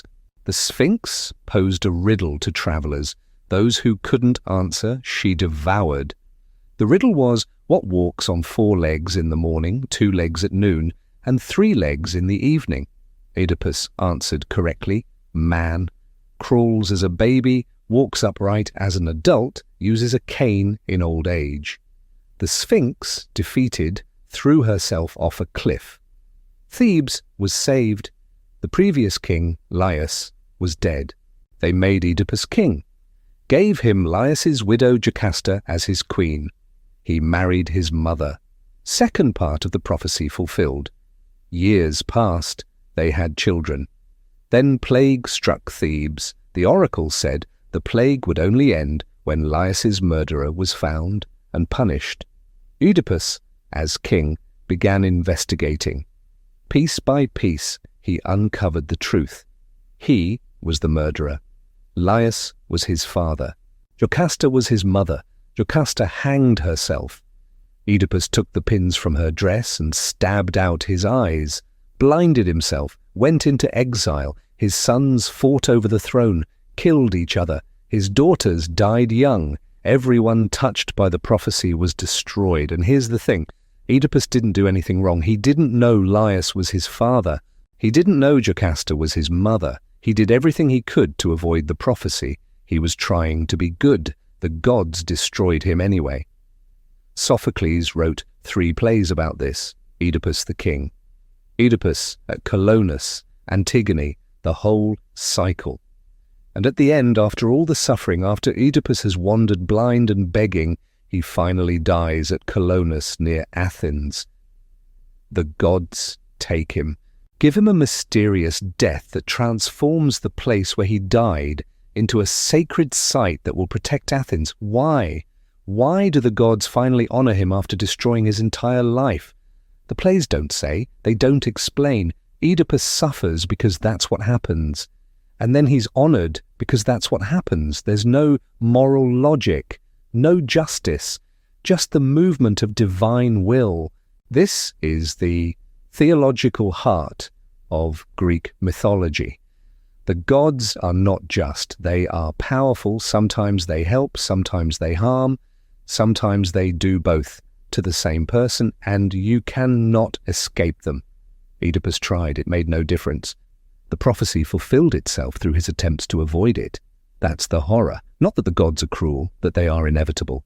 This brings us to fate. Moira in Greek. The Fates. 3 goddesses who spin the thread of each life. Clotho spins. Lachesis measures. Atropos cuts. When Atropos cuts your thread, you die. Nothing can prevent this. Are the Fates above Zeus? Can he override them? The sources contradict themselves. Sometimes Zeus is subject to fate. Sometimes he controls fate. Sometimes he can delay fate but not prevent it. The contradictions are the point.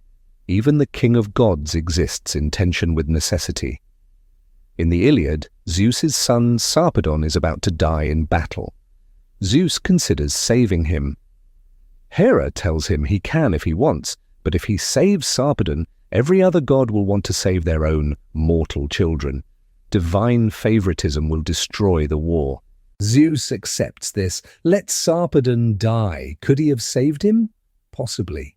But doing so would have violated the structure of fate, would have broken something in the cosmic order.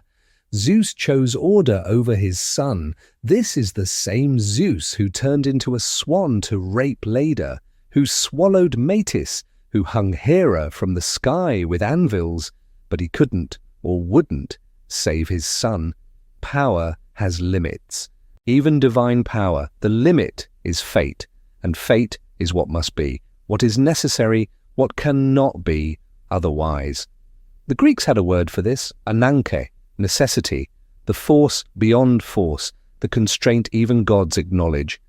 This is why Greek tragedy works. Tragedy isn't about bad people making bad choices. It's about good people, or at least comprehensible people, caught in situations where every choice leads to suffering, where fate has structured events so that destruction is inevitable. Agamemnon, leader of the Greek forces at Troy, sacrificed his daughter Iphigenia to get favorable winds for his fleet. When he returned home victorious after 10 years, his wife Clytemnestra murdered him. Revenge for Iphigenia. Their son Orestes then murdered Clytemnestra. Revenge for Agamemnon. The Furies pursued Orestes for the crime of matricide. Athena intervened, established a court. The Furies became the Eumenides, the kindly ones. Justice was established. But notice the chain. Sacrifice leads to murder, leads to murder, leads to divine intervention. Each person does what seems necessary. Each action produces the next tragedy, until finally the cycle breaks, not through human action, but through divine establishment of law. That's the movement from fate to law, from divine whim to civic justice, from tragedy to resolution. This is what the classical Athenians were doing with mythology. They were transforming it, using the old stories to think about new problems. The problem of justice, the problem of democracy, the problem of how humans organize themselves when gods no longer directly intervene. Because something was changing. By the 5th century BCE, the intellectual elite was starting to question the old myths, not secretly, publicly. Protagoras said man is the measure of all things, not the gods, man. Socrates was executed partly for impiety, for questioning the gods, for corrupting the youth by teaching them to think critically about divine matters.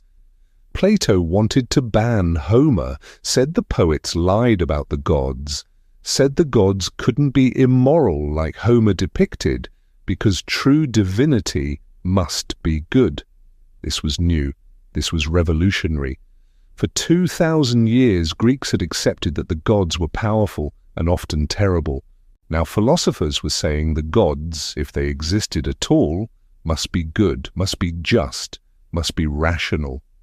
The old mythology couldn't survive this. It was built on the assumption that power and morality were separate, that the strong do what they can and the weak suffer what they must.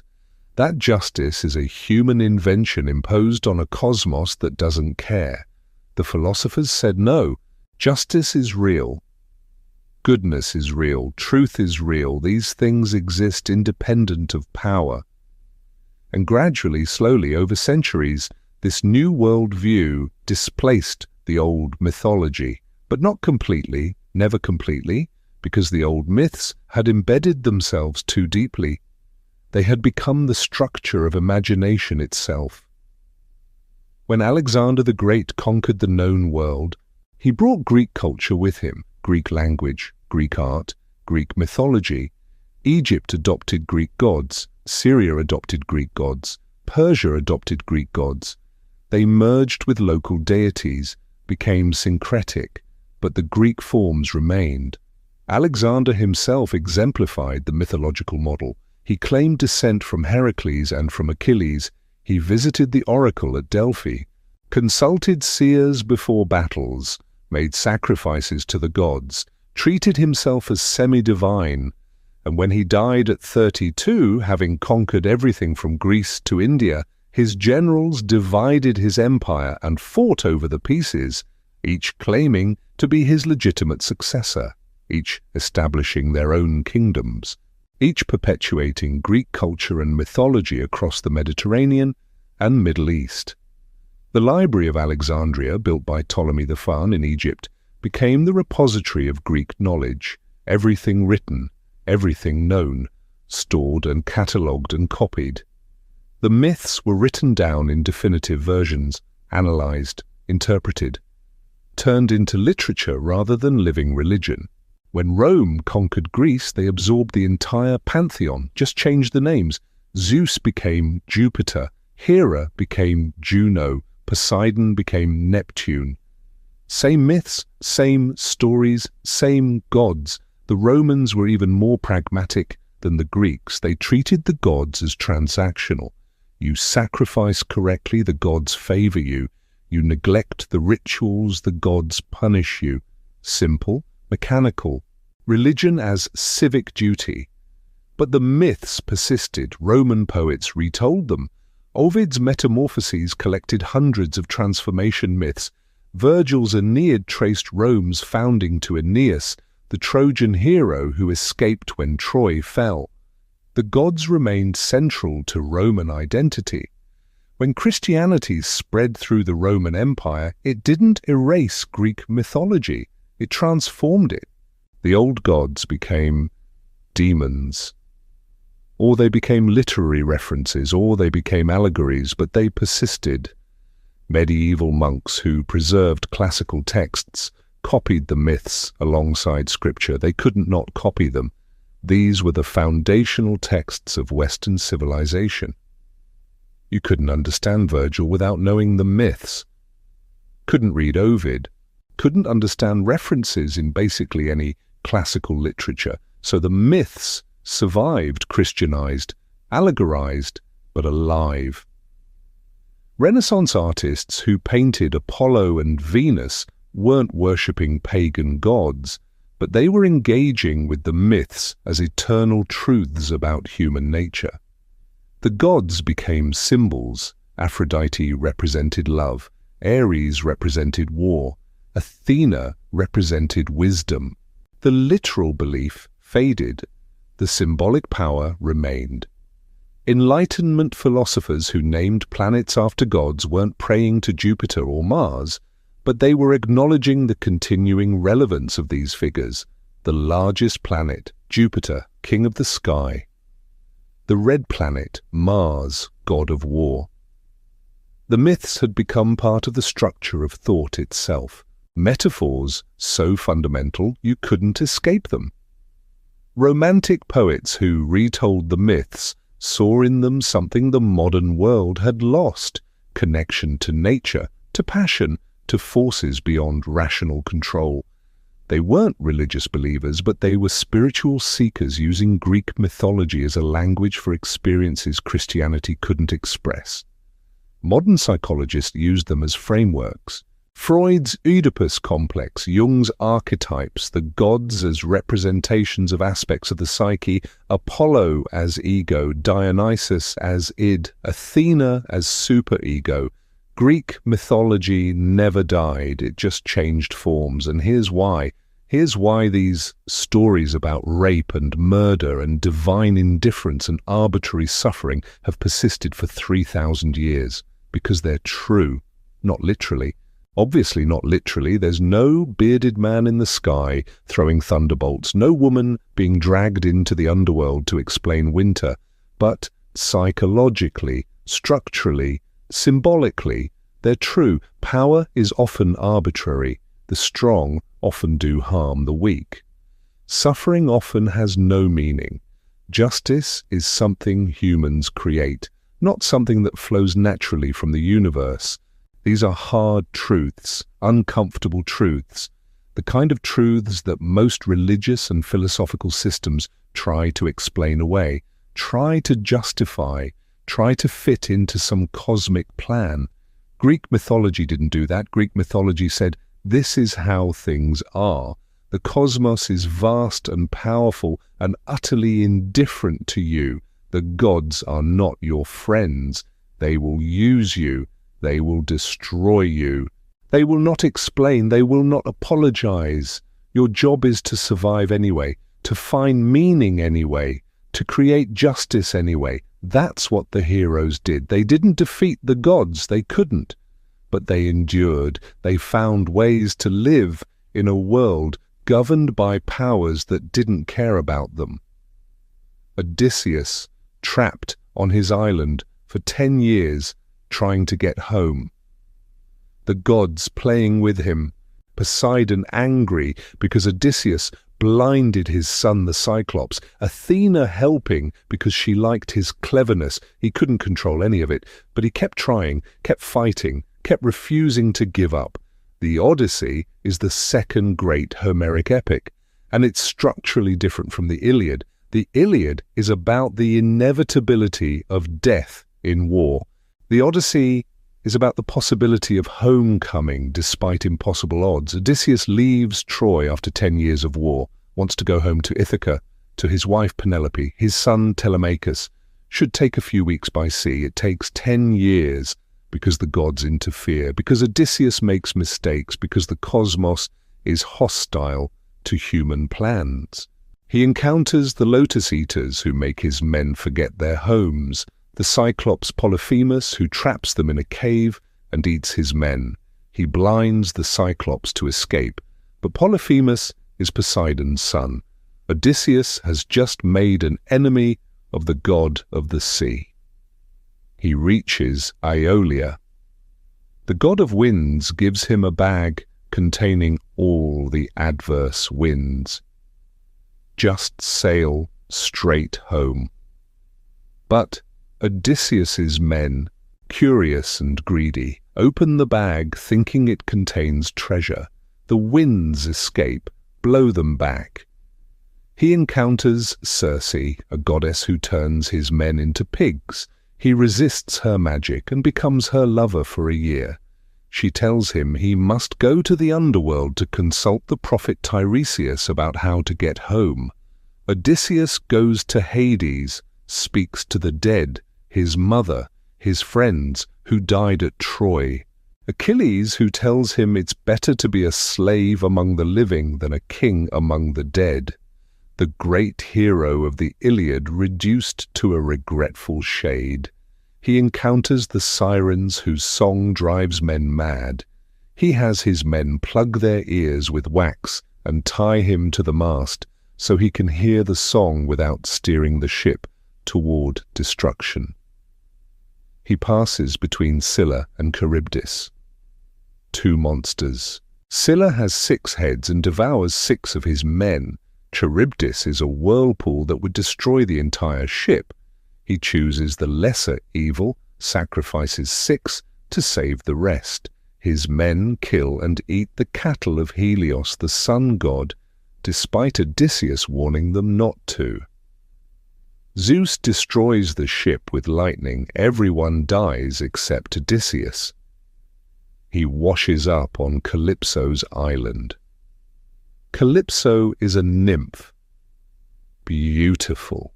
Immortal, she falls in love with Odysseus, keeps him on her island for 7 years, offers him immortality if he'll stay with her forever. He refuses.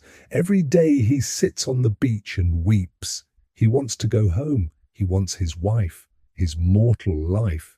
Calypso can offer him eternal life and eternal youth, and it's not enough. He wants what's his. Finally, Athena intervenes. Convinces Zeus to order Calypso to let Odysseus go. He builds a raft, sails for home. Poseidon, still angry, destroys the raft with a storm. Odysseus nearly drowns, washes up on Phaeacia. The Phaeacians take him in, listen to his story, finally give him safe passage home. He reaches Ithaca after 20 years, 10 years of war, 10 years of wandering. His son is grown. His wife has been besieged by suitors who think Odysseus is dead and want to marry Penelope and take his kingdom. Odysseus, disguised as a beggar, enters his own house, sees the suitors abusing his hospitality, eating his food, drinking his wine, harassing his wife. Penelope, clever like her husband, has held them off, told them she'll choose a husband when she finishes weaving a shroud for Odysseus's father. Every day she weaves, every night she unravels what she wove. For 3 years this worked, until a servant betrayed her. Now she sets a contest. Whoever can string Odysseus's great bow and shoot an arrow through 12 axe heads can marry her. None of the suitors can even string the bow. Odysseus, still disguised, asks to try. They mock him. A beggar? He strings the bow effortlessly, shoots through the axes, then turns the bow on the suitors. With his son and 2 loyal servants, he slaughters them all. All the men who tried to steal his wife and kingdom. The great hall runs with blood. He reveals himself to Penelope. She tests him, says she's moved their bed. He reacts with shock. The bed can't be moved. He built it himself around a living olive tree. Only the real Odysseus would know this. She knows it's him. They reunite. The story ends. This is the heroic model. Not victory over the gods, endurance despite them. Odysseus doesn't defeat Poseidon. He survives Poseidon's wrath long enough for other gods to intervene. He doesn't overcome the obstacles through superior power. He survives through cleverness, endurance, and help from Athena. And his reward? He gets his life back. Not a better life. Not divinity. Just his home. His wife. His kingdom. The life he had before. That's the Odyssey's radical message. Sometimes the hero's journey isn't about transformation, it's about return, about reclaiming what was yours, about refusing to give up even when the entire cosmos seems designed to prevent you from getting home. The contrast between the Iliad and the Odyssey reveals something profound about Greek mythology. Both are about survival in a world where gods play with human lives, but the Iliad is about accepting your fate. Achilles knows he will die young at Troy. He goes anyway, chooses glory over long life, accepts that the gods have structured reality so that his choice is between dying old and forgotten or dying young and remembered. The Odyssey is about refusing the fate others want to impose on you. Everyone expects Odysseus to die on the journey home. Poseidon wants him dead. Circe wants him to stay with her. Calypso wants him to become immortal with her. The suitors assume he's dead. Odysseus refuses all of it, chooses his mortal life, his mortal wife, his mortal kingdom, won't be diverted, won't be stopped, won't give up his right to go home. One hero accepts fate, one hero defies it, Both are heroic, both are tragic, both reveal something true about existence. And maybe that's what we've lost in our sanitized retellings. The Disney version where Hercules defeats Hades and gets a happy ending. The young adult novels where the gods are basically superhero mentors. The movies where divine power is just a plot device. We've turned Greek mythology into something safe, something comforting, something that tells us we can win, that good triumphs, that the universe cares, but that's not what the Greeks said. The Greeks said the universe doesn't care. And you have to live anyway, you have to find meaning anyway, you have to create justice anyway. That's the secret. That's what makes Greek mythology radical even now, especially now, in a world that promises you can be anything you want to be if you just work hard enough. In a world that tells you everything happens for a reason. In a world that insists there's always meaning, always purpose, always justice, eventually. Greek mythology says no, sometimes there isn't. Sometimes bad things happen to good people for no reason. Sometimes you do everything right and still lose. Sometimes the powerful destroy you because they can, and your job is not to accept this. Your job is to rage against it, to endure despite it, to create meaning in a meaningless cosmos. That's what Prometheus did when he stole fire. He knew Zeus would punish him eternally. He did it anyway, because humans mattered to him even though the universe didn't care. That's what Antigone did when she buried her brother. She knew Creon would execute her.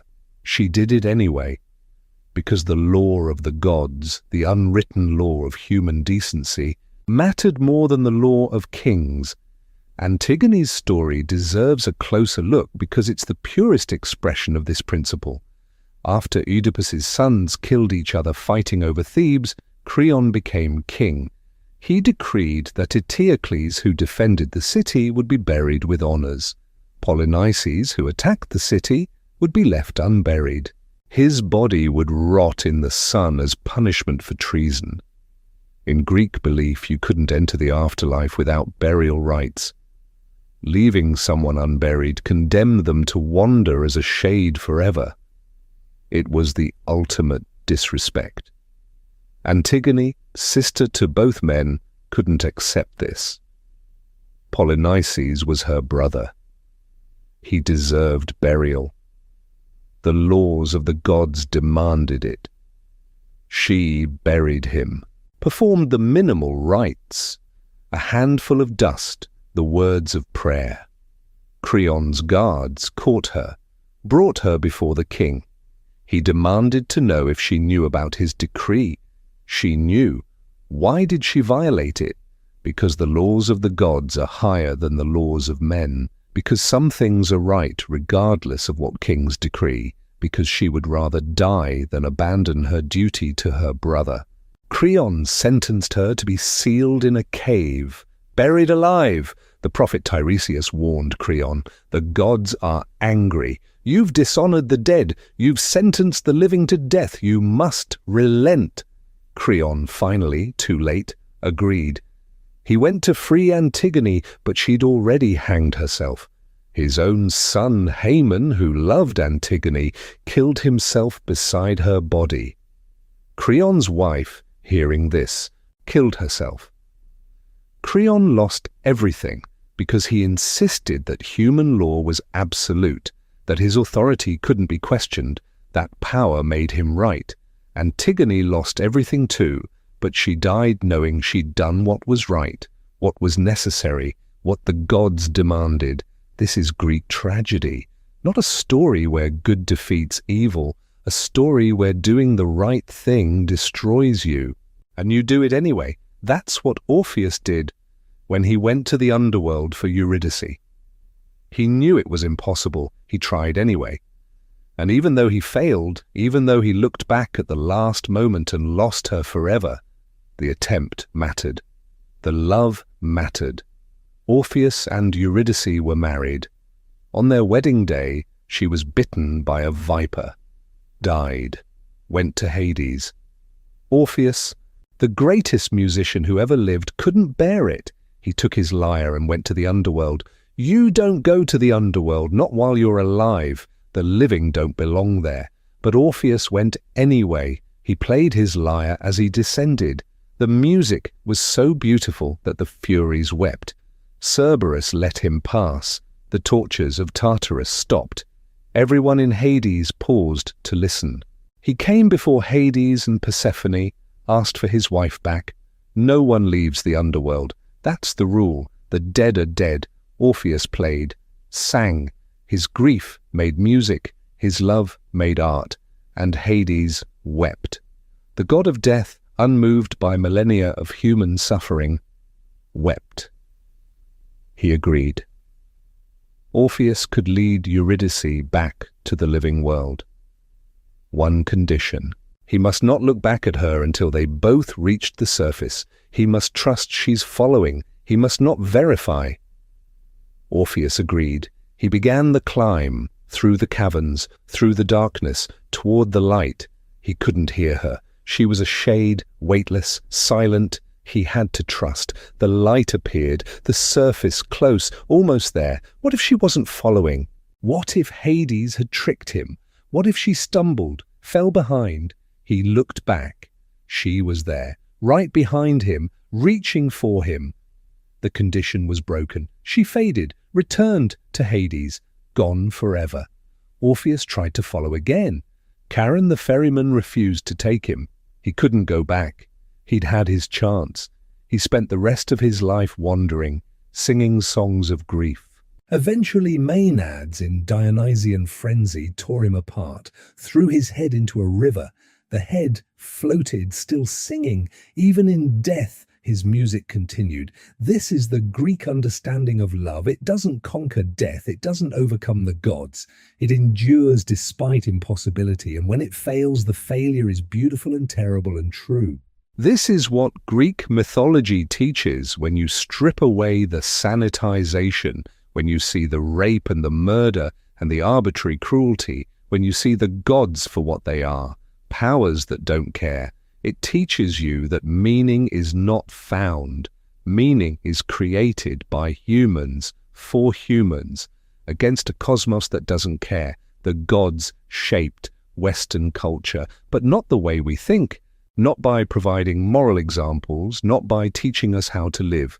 They shaped Western culture by teaching us what we're up against, by showing us the truth about power, by refusing to lie about the nature of existence, and then, crucially, by showing us that we don't have to accept it, that we can create justice even in an unjust cosmos, that we can find meaning even in a meaningless universe, that we can love and create and endure, even knowing that the gods don't care.